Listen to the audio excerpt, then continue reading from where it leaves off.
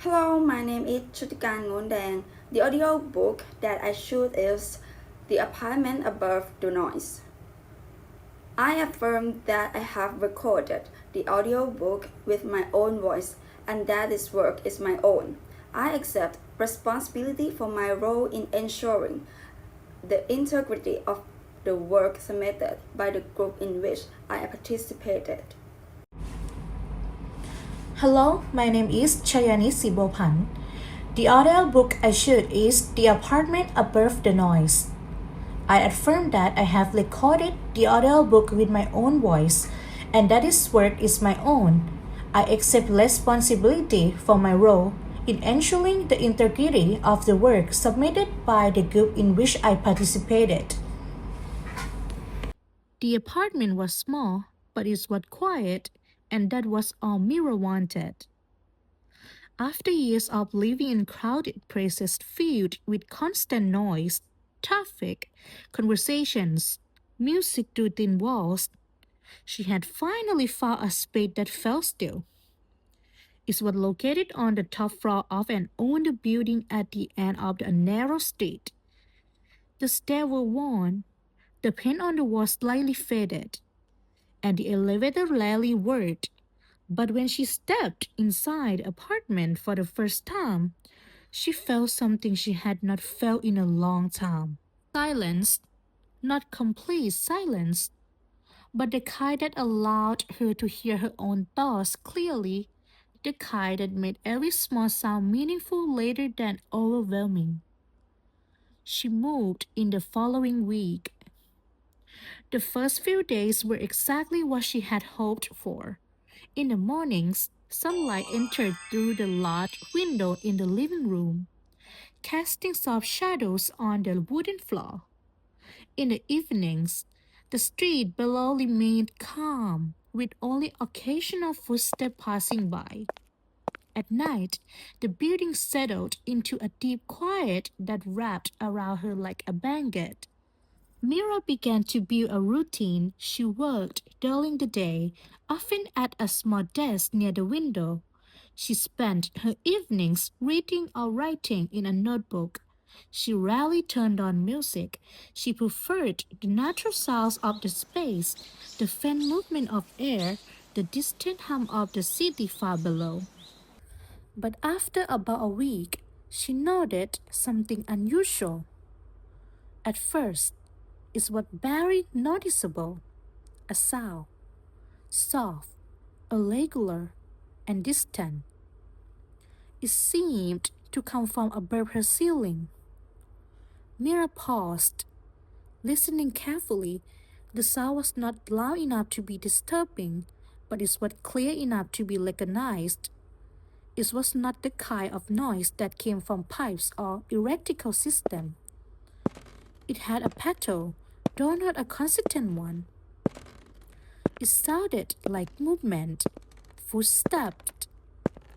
She frowned slightly. That did not make sense. She lived on the top floor. There was nothing above her. At first, she dismissed it as her imagination. All buildings made strange sounds, especially at night. Wood expanded and contracted. Pipes shifted, and echoes carried in expected ways.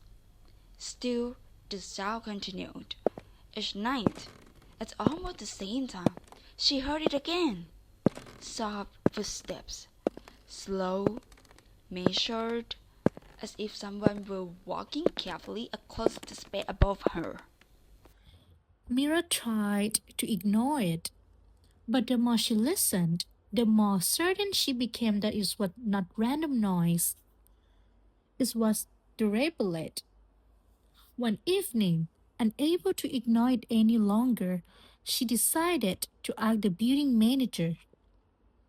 "There's a sound coming from above my apartment," she said. "It sounds like someone walking." The manager looked at her with mild confusion. "That's not possible," he replied.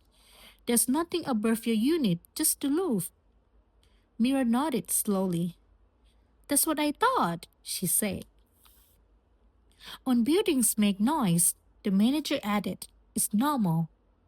Mira thanked him and returned to her apartment, though his explanation did a little to ease her curiosity. That night, the sound came again. This time, she stood in the center of the room, looking up at the ceiling as the footstep moved slowly from one side to the other. She felt mixture of unease and curiosity. Instead of ignoring it, she decided to observe it. The footsteps were not random, they followed a pattern, though it was sudden. There was a pause between each step, as if whoever or whatever was moving above her was careful, almost thoughtful. The next evening, when the sound began, Mira did something different. She spoke. "Hello?" she said softly, her voice barely rising above the quiet of the room. The footsteps stopped. Immediately, the silence that followed felt heavier than before. Mira held her breath, listening. Nothing. After a long moment, she let out a quiet sigh. "It's just the building," she whispered to herself. But as she turned away, the footsteps resumed, slower this time, more cautious. Over the next few days, Mira found herself thinking about the sound more often than she expected. It did not frighten her exactly, but it unsettled her in a way she could not easily explain. It felt intentional, as if something was aware of her. One evening, she decided to try something unusual.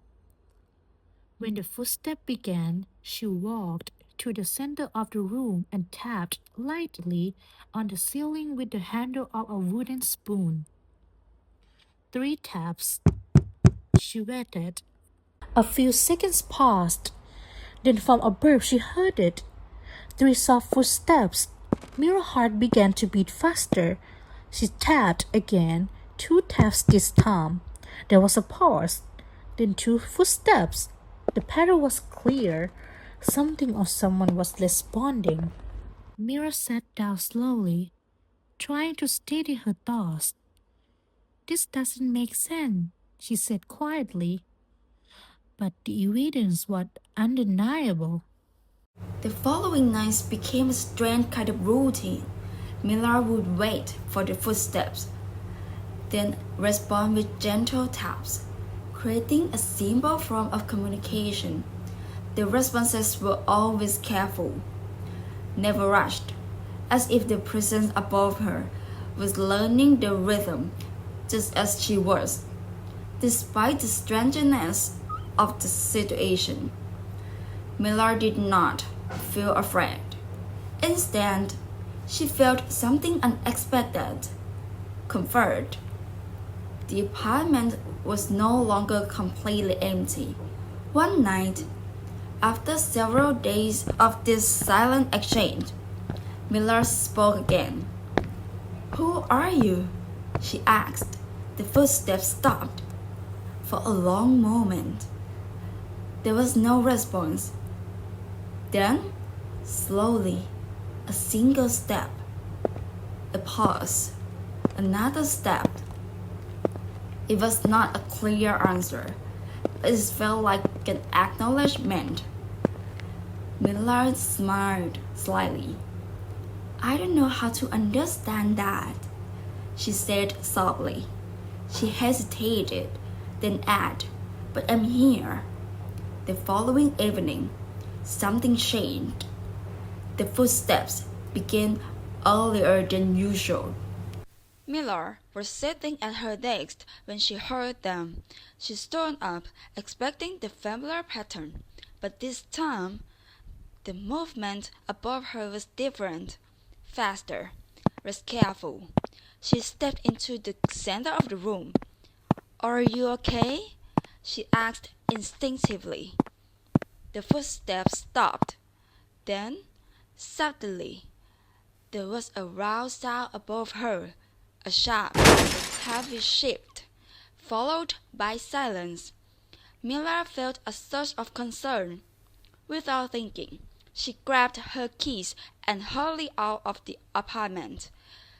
She climbed the narrow staircase that led to the roof access door. It was rarely used, and she had never gone up there before. The door was unlocked. She pushed it open. Cool night air rushed toward her as she stepped onto the roof. For a moment, she saw nothing unusual. The rooftop was empty, quiet, and still under the dim glow of the city lights. Then she noticed something near the far edge. A small figure, curved slightly, as if resting. Mila approached slowly. It was a young person, perhaps a teenager, wrapped in a thin jacket, laying on the concrete surface. Their eyes were closed, and their breathing was shallow. Mira knelt beside him. "Hey," she said gently. "Can you hear me?" The person stirred slightly, but did not fully wake. Mila quickly called for help, her voice steady despite the sudden situation. Later, as she sat beside the ambulance, watching as the young person was carefully lifted onto a stretcher, she began to understand. The footsteps, the pauses, the responses.